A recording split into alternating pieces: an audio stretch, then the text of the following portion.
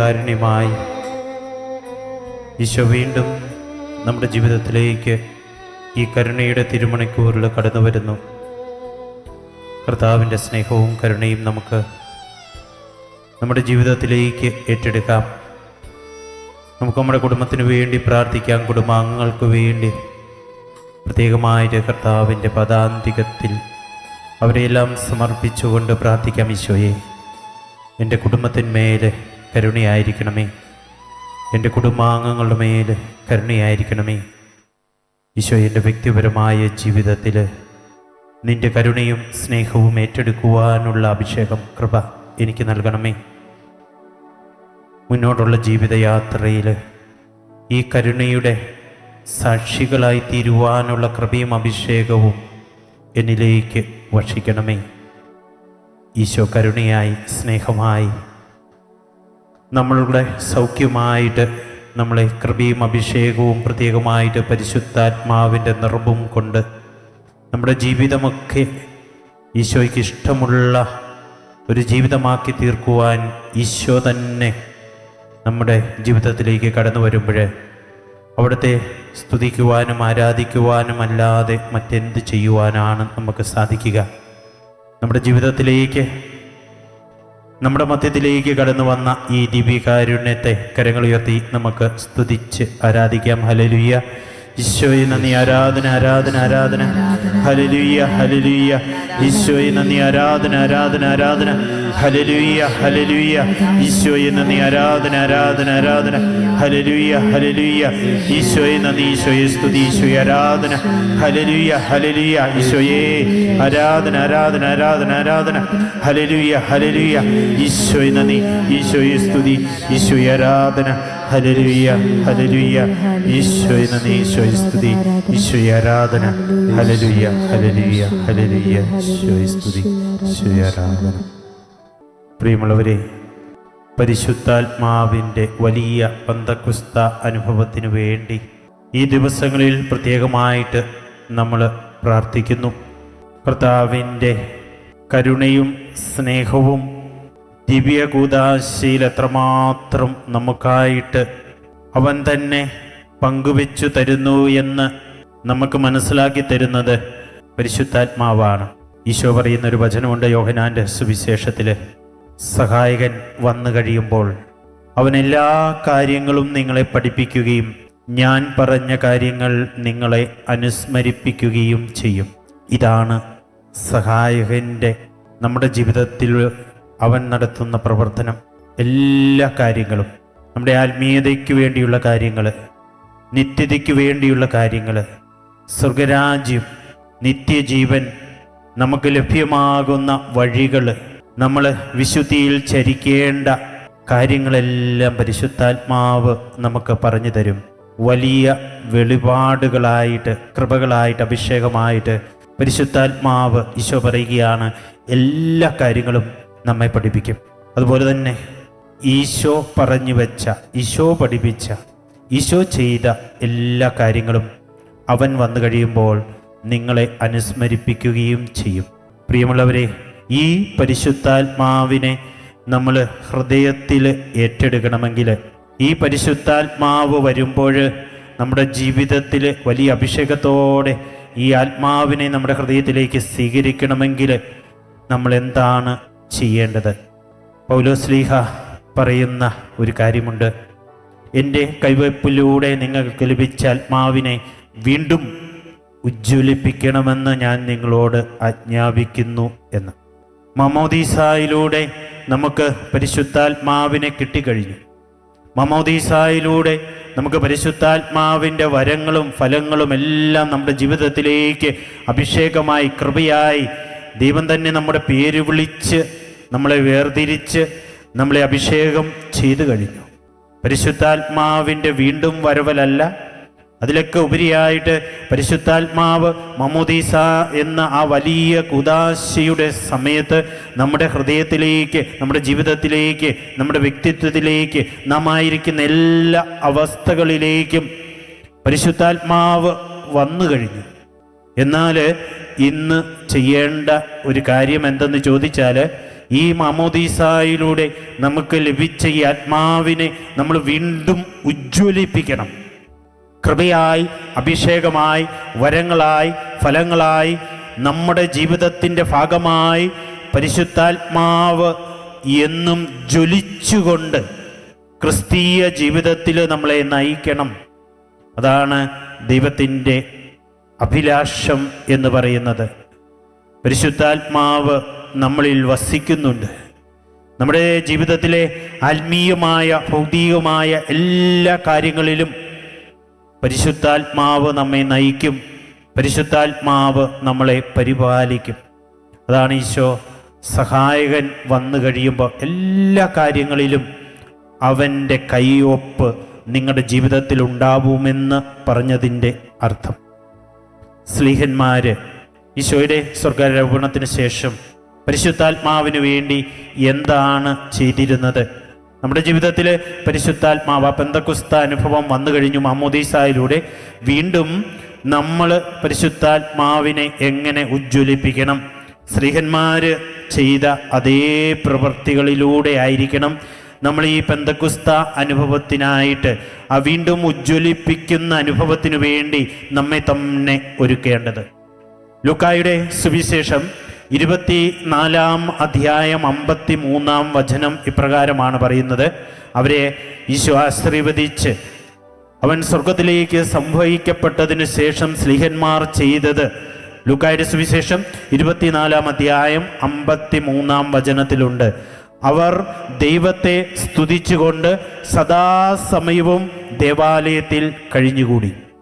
ഇതാണ് സ്ലീഹന്മാർ ചെയ്തത്. പരിശുദ്ധാത്മാവിൻ്റെ ആ വലിയ പെന്തക്കുസ്ത അനുഭവത്തിനായിട്ട് സദാസമയവും ദൈവത്തെ സ്തുതിച്ചുകൊണ്ട് ദൈവമുള്ള, ദൈവിക സാന്നിധ്യമുള്ള സ്ഥലത്ത് അവർ കഴിഞ്ഞുകൂടുകയാണ് ചെയ്തത്. പ്രിയമുള്ളവരെ, വീണ്ടും നമ്മൾ അപ്പസ്തോലന്മാരുടെ പ്രവർത്തനങ്ങളിലേക്ക് കടന്നു വരുമ്പോൾ 1 അധ്യായം 4-5 വചനങ്ങളിൽ നമ്മൾ കാണുന്നുണ്ട് വീണ്ടും ഈശോയുടെ സ്വർഗാരോപണം. അതിനുശേഷം ഈശോ തന്നെ അവരെ വിട്ടുപോകുന്നതിന് മുമ്പ് പറയുന്നൊരു കാര്യമുണ്ട്. നിങ്ങൾ ജെറൂസലേം വിട്ട് പോകരുത്, സഹായകനായി, ആത്മാവിനായി നിങ്ങൾ കാത്തിരിക്കുവിൻ എന്ന്.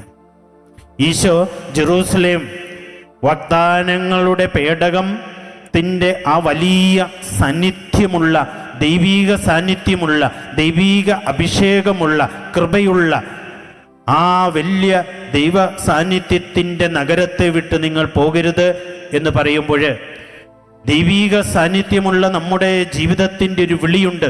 മാമോദീസായിലൂടെ, മറ്റു കൂദാശയിലൂടെ, വിശുദ്ധ കുർബാനയിലൂടെ, കുമ്പസാരത്തിലൂടെയൊക്കെ ദൈവം ശക്തിപ്പെടുത്തുന്ന ഒരു ദൈവ വിളിയുടെ, ദൈവീക സാന്നിധ്യത്തിൻ്റെ, ദൈവീക അഭിഷേകത്തിൻ്റെ, കൃപയുടെ നിറവിൻ്റെ ഒരു ജീവിതം.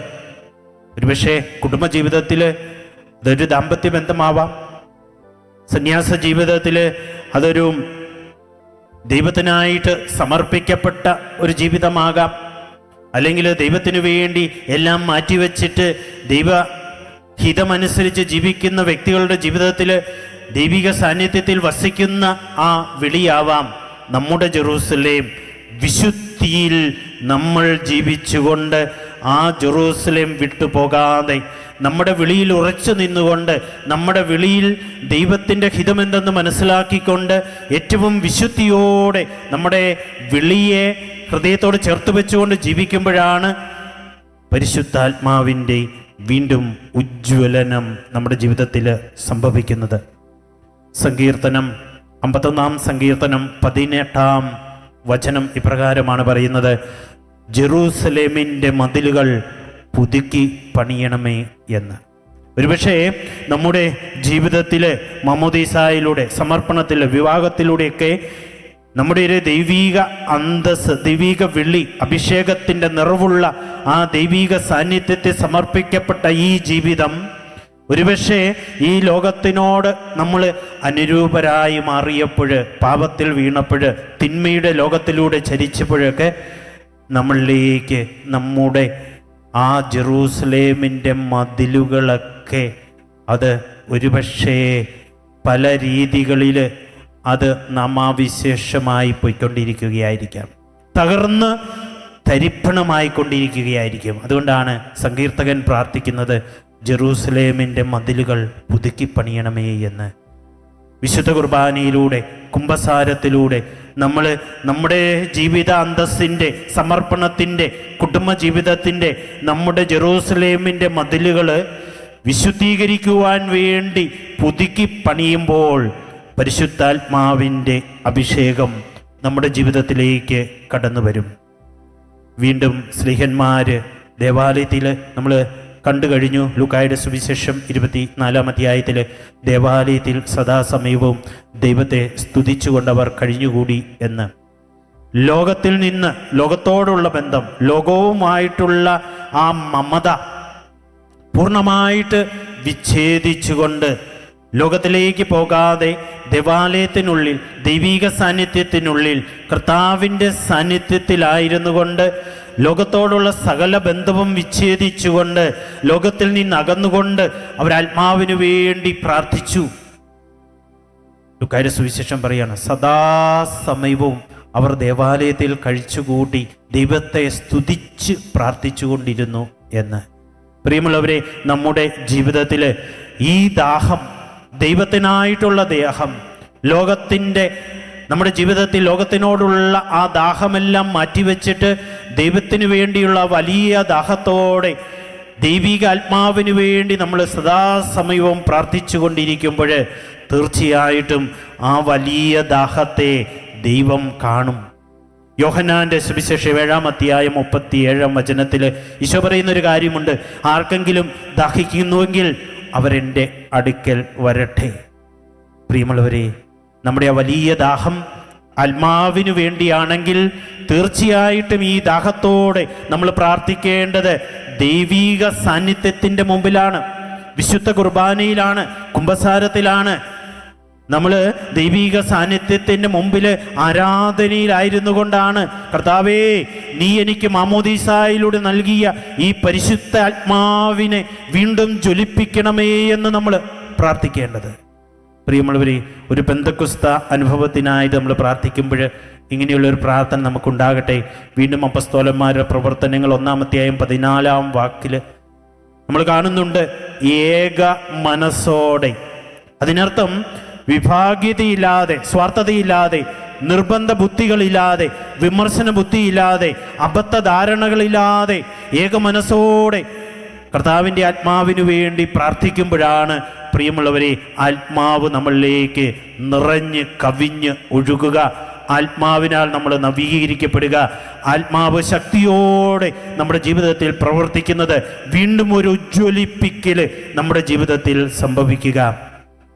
ആ വലിയ ദാഹത്തോടെ നമുക്ക് പ്രാർത്ഥിക്കാം. ഈശോയെ, മാമോദീസായിലൂടെ നീ എനിക്ക് തന്ന ഈ ആത്മാവ്, ഈ ലോകത്തോടുള്ള എൻ്റെ മമത പ്രകാരം, ഈ ലോകത്തെ ഞാൻ സ്നേഹിച്ചതുകൊണ്ട്, ഈ ലോകത്തിൻ്റെ ചില കാര്യങ്ങൾ ഞാൻ ഹൃദയത്തിൽ ഏറ്റെടുത്തതുകൊണ്ട് പ്രവർത്തനക്ഷമതയില്ലാതെ ഖനീഭവിച്ച് കിടക്കുന്ന, ജ്വലനമില്ലാതെ എങ്ങനെയൊക്കെയോ ആയിപ്പോയ ആത്മാവിനെ വീണ്ടും ഉജ്ജ്വലിപ്പിക്കുവാനായി കരങ്ങൾ ഉയർത്തി ഞങ്ങൾ പ്രാർത്ഥിക്കുന്നു. ഓൺലൈനിലായിരുന്നു കൊണ്ട് ഈ ആത്മീയ ശുശ്രൂഷയോട് ചേർന്നുകൊണ്ട് കർത്താവിൻ്റെ കരുണയ്ക്ക് വേണ്ടി പ്രാർത്ഥിക്കുന്ന സകലരുടെയും മേൽ കർത്താവ് കരുണയോടെ തൻ്റെ സ്നേഹവും കരുണയും പ്രവഹിക്കട്ടെ എന്ന് നമുക്ക് പ്രാർത്ഥിക്കാം. രോഗികൾ സൗഖ്യപ്പെടട്ടെ. വേദനകളും മുറിവുകളുമുള്ളവർ കർത്താവിൻ്റെ വചനത്താൽ സൗഖ്യപ്പെടട്ടെ എന്ന് നമുക്ക് പ്രാർത്ഥിക്കാം.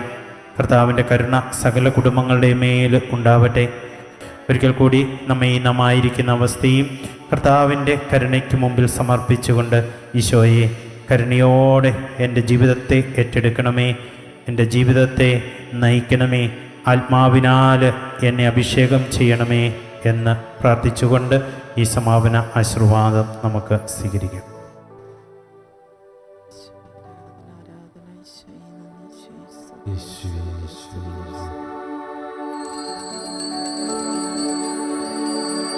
ആരാധന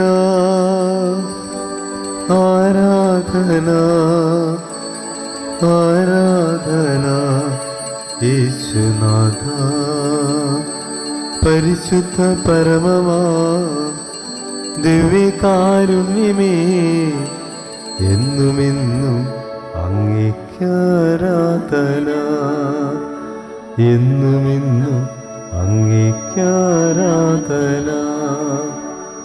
എന്നുമെന്നും അങ്ങേക്കാരാധന.